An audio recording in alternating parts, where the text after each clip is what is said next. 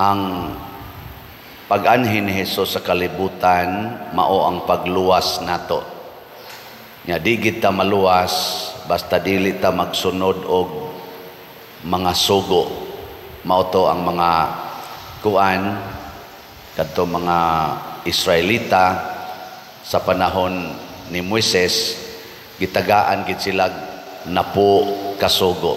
Nya gikan aning napo kasugo, 10 Commandments, gahimo sila og more than 500 ka mga sugo, specific nga mga buluhaton aron sila mahimong luwas or mahimong balaan sama sa Ginoo.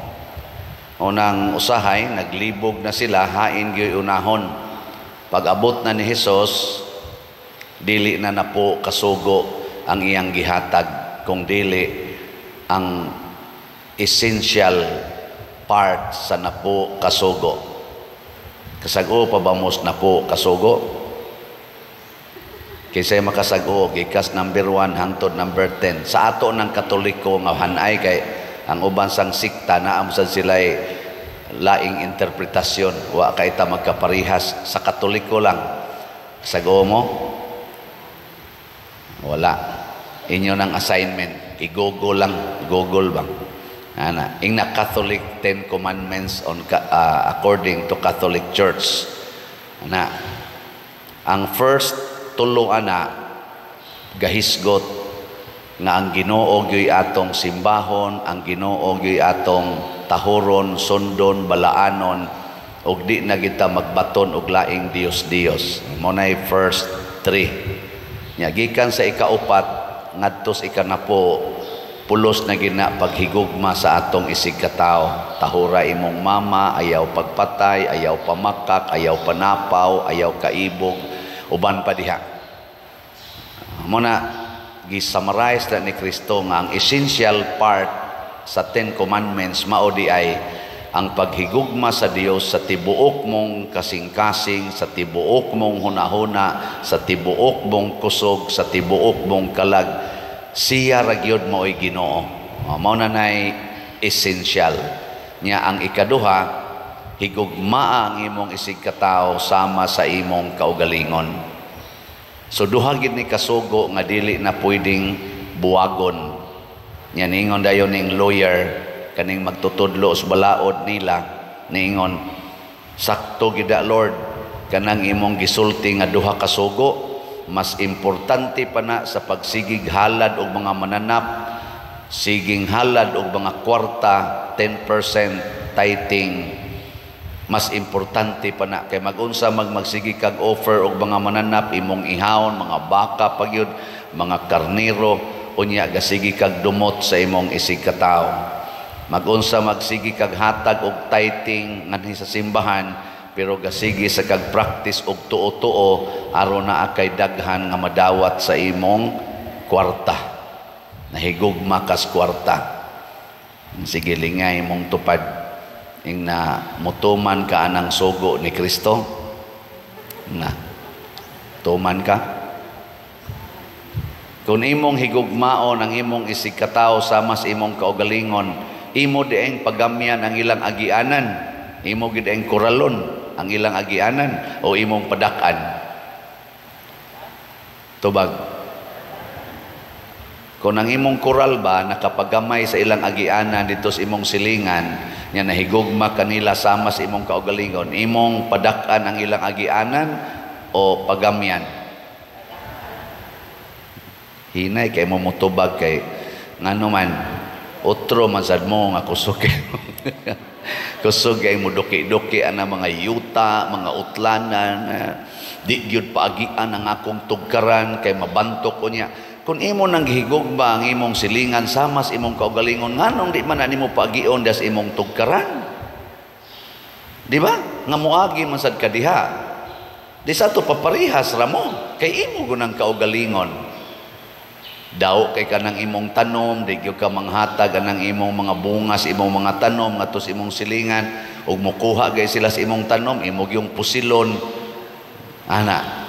Anya kung nahigugma kanila sama sa imong kaugalingon, nganong imo manang buhaton?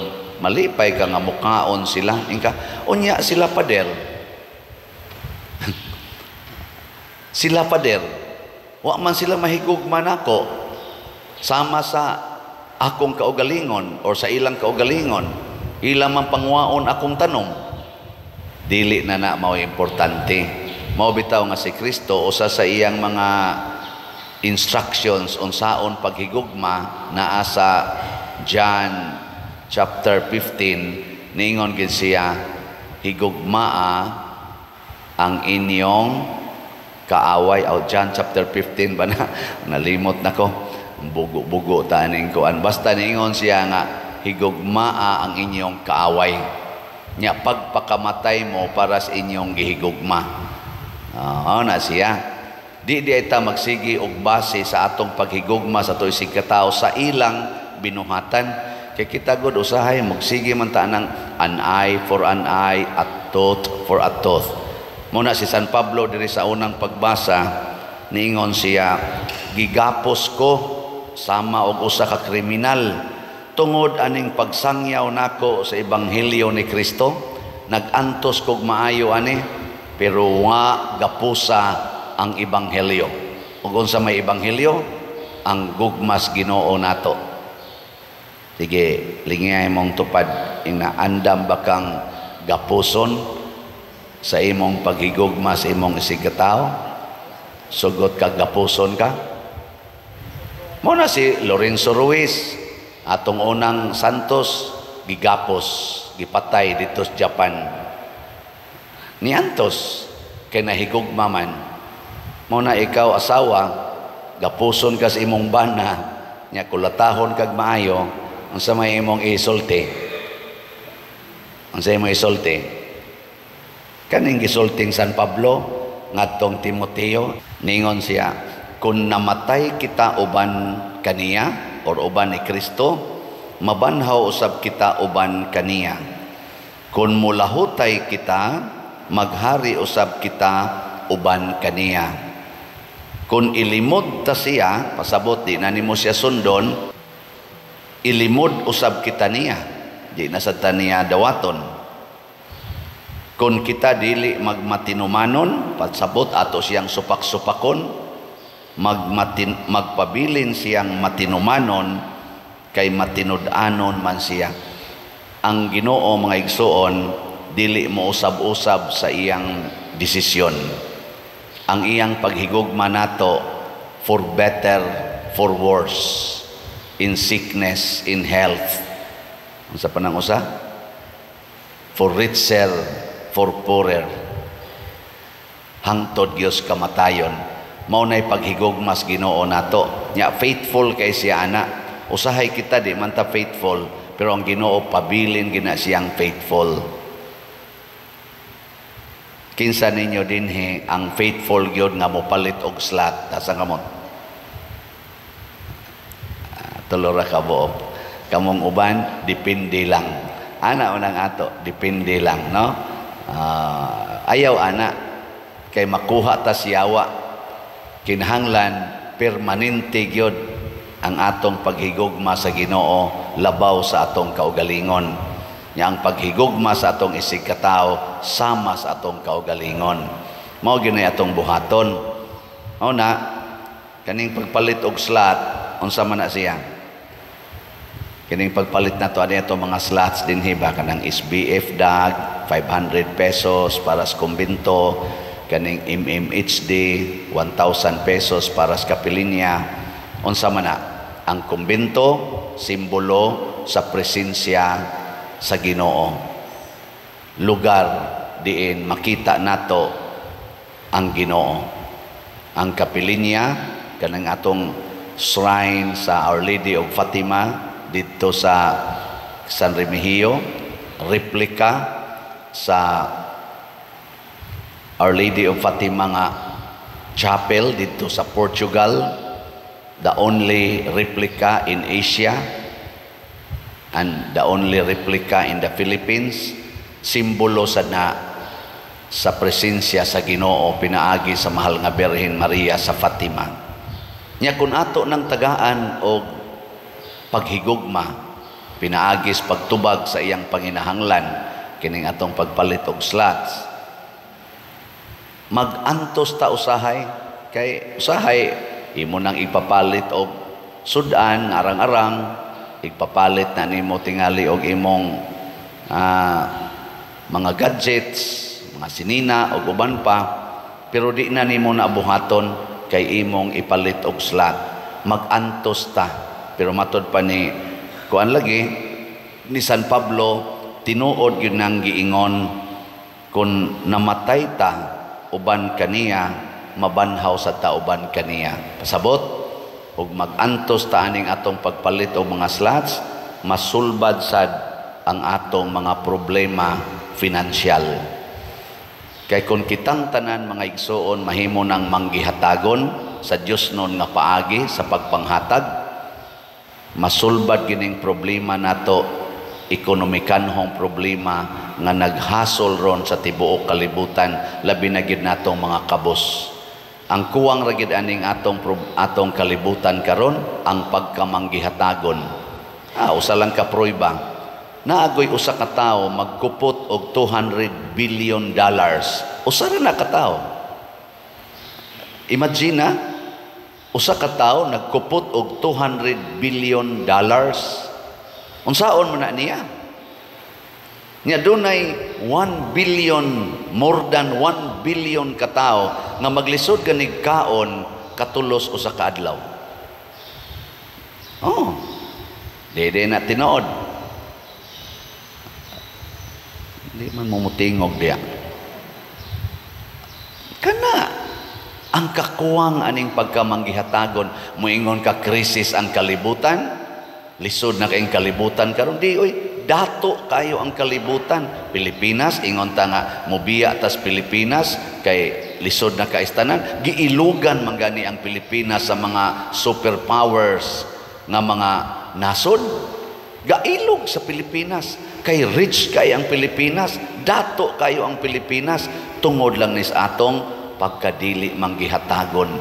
Kusog kayo ang atong kadaho, kahakog. Maunay atong nakapahimong pobre sa atong nasod, dili ning kakuwang sa ekonomikanhon nga sistema, kung dili ang atong batasan nga purtig yun ka mapahimuslanon sa pipila natong mga leader sa atong nasod, masimbahan man o magobyerno. Grabe ta ka self-centered, di gid ta manggihatagon. Na mga manggihatagon pipilara nya di man sad na kaayo palingkoron. Di kay palingkoron, no? Sige, lingay imong tupad ing na bahala nagwa ta hatagi, kinahanglan manghatag ta. Ing na bahala nagwa ta hatagi, basta kita manghatag ta. Nya di na mo'y question, ikaw nya sila pa di man na manghatag nga rin nato, nya kita magsigitag panghatag, alkansi ta. Ayaw kabalakan, di na ta mangandoy nga manghatag pa ni mga tawhana, kay naungo na sila pangurakot. Unsa may atong pangayoon, ang gisaad sa Ginoo na kung kinsa tong manggihatagon, hatagan sad sa atong amahan. Mao na ang atong gugma adto gyud sa Ginoo, dili gikan anang atong isig katawo. Kamong mga bana, ayaw mo paglaom nga kanang inyong asawa mo nay mohatag ninyo sa inyong gikinahanglan. Di na kahatag, buwagan pa kaana magkalisod. No. Now nga nay mong asawa, so but lang. Di ginakalauman. Asa man kamulaom bana. Didtos Ginoo, sigihig hatag og paghigugma ang imong asawa, sigihig hatag og pag-atiman ang imong asawa, bahalag suklian kas iyang pagka maldita, pagkayawyawan, pagka-arugante, pagka-domineering. Sige lang, hatag lang. Ayaw na pangandoy nga tagaan kag pagsabot, paghigugma. Ayaw na. Ang Ginoo na mo hatag na. Nya vice versa. Kamo sang mga asawa, ay mo pagsigpangayo o kalipay anang inyong bana nga mao gyud mohatag ninyo sa inyong gikinahanglan. Sige laghatag sa inyong bana, tagain nag pag-alima, pag-atiman, paghigugma, pagsabot, pagdawat, kana isigig hatag. ang Ginoo nay mohatag nato dili gikan sa imong bana, gikan sa Ginoo.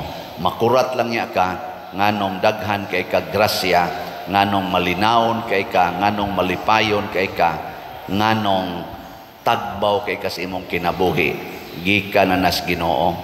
Mo sa nay buhaton sa mga anak, sige lang yung hatag, siging hatag sa inyong ginikanan, sa inyong pagsabot, sa inyong pagtahod, sa inyong pagsunod o sa ilang gisulti. Bahala na mga buango na usahay ang ginikanan, demanding kay tanan, sige lang yun, bahalang maghilak na ka. Ana, ang Ginoo ray molipay nimo isip anak, ay napagsigig subay-subay, ay napagsigig gumbol diha. Di ba?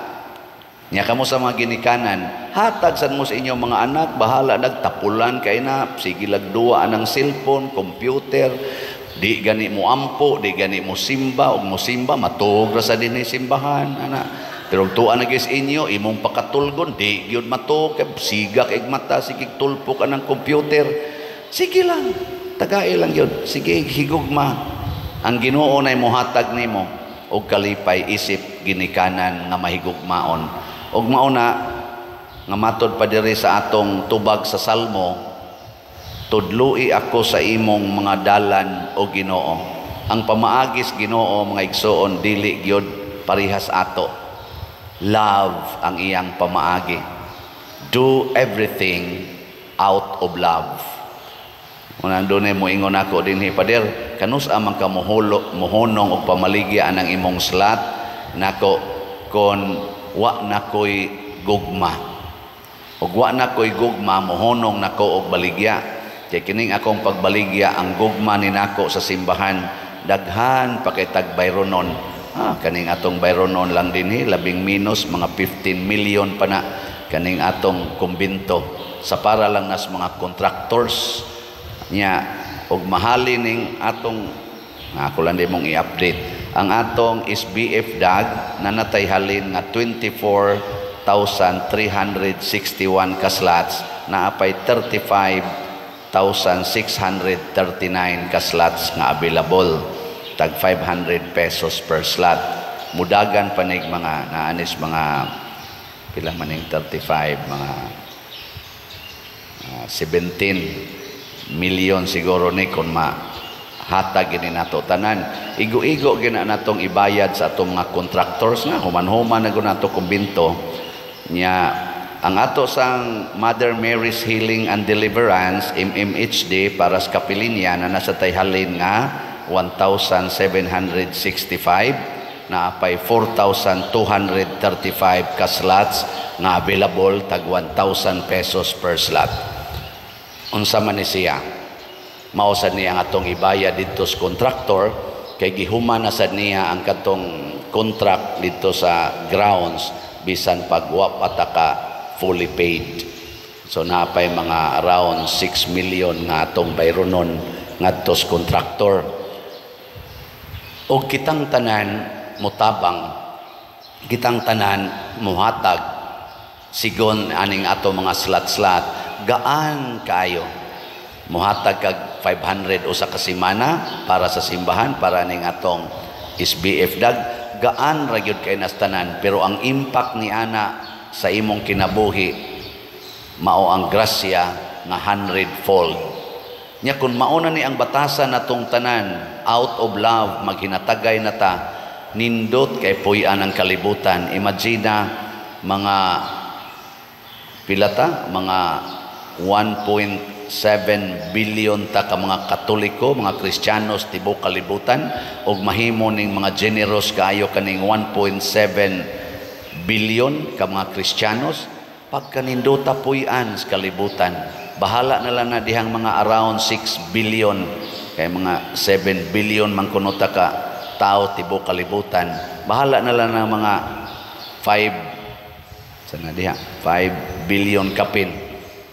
Kita lang 1.7 maghinatagay ta basta nindota puy-an o gato ning buhaton sa ginagmay natong paagi makatagamtam sa tagkalipay nga tinuoray.